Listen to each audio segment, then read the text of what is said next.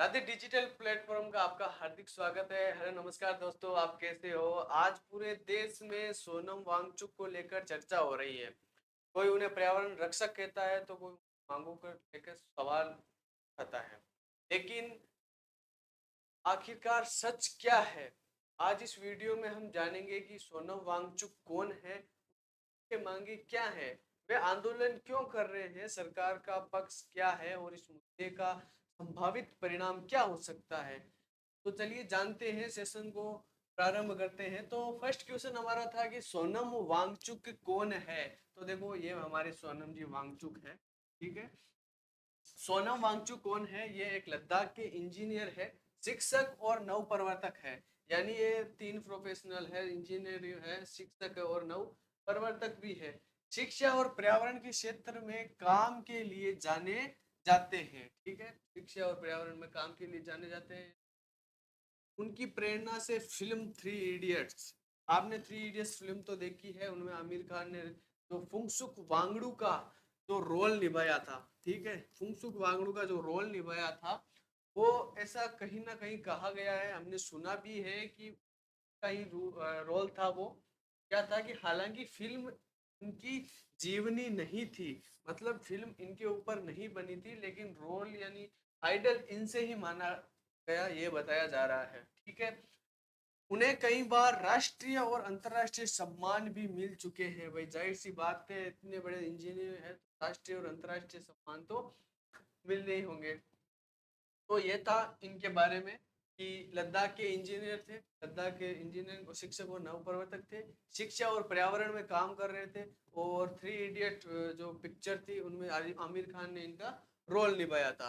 हालांकि इनकी जीवनी उस फिल्म से जुड़ी हुई नहीं है। उन्होंने कई बार अपने बयान दिए हैं कि मेरा थ्री इडियट्स फिल्म कोई भी जो संबंध है वो नहीं है।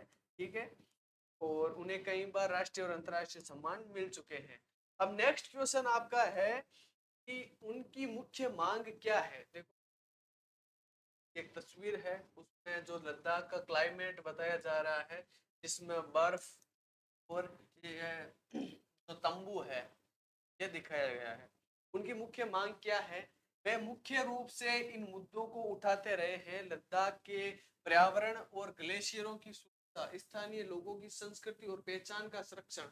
यानी कि लद्दाख का पर्यावरण कौन सा? ये वाला बर्फीला पर्यावरण है। और ग्लेशियरों की सुरक्षा, ग्लेशियर ये हो गए बर्फ वाले ग्लेशियर, जब बर्फ से बने होते हैं। और स्थानीय लोगों की संस्कृति और पहचान का संरक्षण, स्थानीय लोगों के लिए रोजगार और संसाधनों पर उचित भागीदारी। और देखो, यहाँ पे ये लाइन खत्म है जहाँ उन्होंने स्थानीय लोगों के लिए रोजगार के लिए ये हड़ताल की है, उनको संसाधनों की भागीदारी दी जाए। और स्थानीय लोग वहाँ की जो संस्कृति होती है, जैसे राजस्थान की संस्कृति होती है, सापा है, और ये जो लेडीज वगैरह पहनती है, टाइप की उनकी अलग संस्कृति है, उसको बचाए रखने के लिए उन्होंने ये कदम उठाया है लद्दाख के पर्यावरण और ग्लेशियरों की सुरक्षा के लिए। और भी ये तीन, फर्स्ट ये हो गया, और दो, और ये तीन, रोजगार और संसाधनों पर उचित भागीदारी। अब एक आ गया यहाँ पे कि संविधान की छठी अनुसूची जैसी कानूनी सुरक्षा की मांग, मतलब की छठी अनुसूची कानूनी सुरक्षा की मांग, ताकि स्थानीय समुदाय के अधिकार भी मजबूत हो सके। ठीक है। उनका कहना है कि तेज का कहना है कि तेज विकास के साथ पर्यावरण और स्थानीय हितों की भी रक्षा की जानी चाहिए। उनका कहना है कि स्थानीय विकास के साथ पर्यावरण की भी रक्षा की जानी चाहिए। ये इनकी प्रमुख मांगे थी, एक, दो, तीन, चार, और ये पांचवी मांग। ठीक है, ये पांच प्रमुख मांगे थी इनकी। नेक्स्ट क्वेश्चन इनसे जो हमें मिला कि सरकार का पक्ष क्या है। भाई सरकार क्या बयान दे रही है, सरकार का रिएक्शन क्या है इस आंदोलन के ऊपर। सरकार का कहना है कि लद्दाख के विकास के लिए सड़क विकास, बिजली, स्वास्थ्य और अन्य परियोजनाओं पर काम किया जा रहा है। सरकार तो बोल रही है इन चीजों पे हमने पहले ही काम प्रारंभ कर दिया गया है। तो सुरक्षा के लिहाज से भी ये क्षेत्र अत्यंत महत्वपूर्ण है। मतलब सरकार ये दावा कर रही है कि हमने यहाँ पे जो सड़क है, बिजली है, स्वास्थ्य है और अन्य परियोजनाओं पर काम कर दिया है। सुरक्षा के लिहाज से भी ये जो सेफ है, ठीक है? और विभिन्न मुद्दों पर बातचीत और समाधान की प्रक्रिया चलती रही।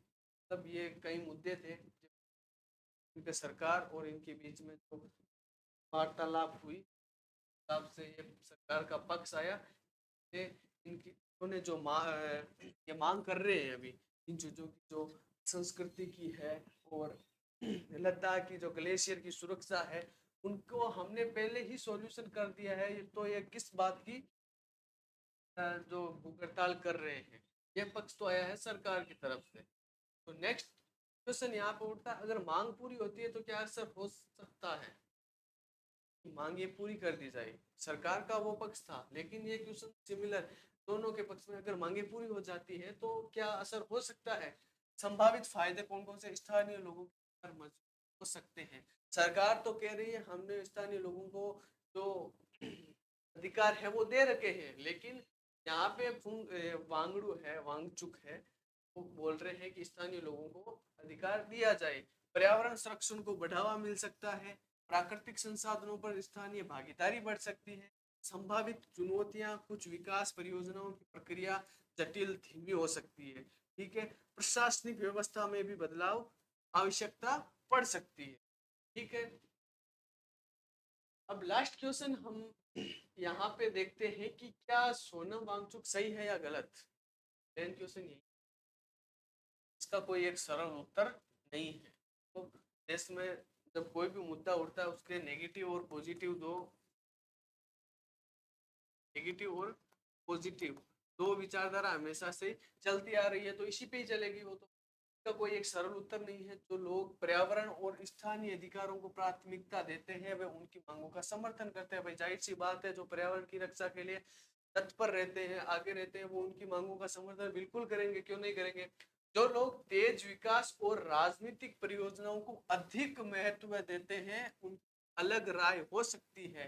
मतलब इनमें जो राजनीति वाले होते हैं ना, जो पर्यावरण को इतना ध्यान नहीं देते लेकिन उनको राजनीति से मतलब है, वो इनका समर्थन नहीं कर रहे हैं, ठीक है? दोनों ही बात है। इसलिए यह मुद्दा सही बनाम गलत से अधिक विकास, पर्यावरण और स्थानीय अधिकारों के बीच संतुलन का है। मतलब कि सही गलत से ज्यादा ये तीन मुद्दे हैं, एक विकास हो गया, एक पर्यावरण हो गया और एक आपका स्थानीय अधिकार हो गया। विकास, पर्यावरण और स्थानीय अधिकार के बीच का अधिकारों के बीच का संतुलन है, ठीक है? तो ये सभी बातें थी तो हमने इस मुद्दे के बारे में जानी, और देखते हैं आगे क्या होता है। तो आगे बने रहिएगा, कल इसी टाइम मिलेंगे हमारे खाते डिजिटल प्लेटफॉर्म पर। धन्यवाद। जय हिंद, जय भारत।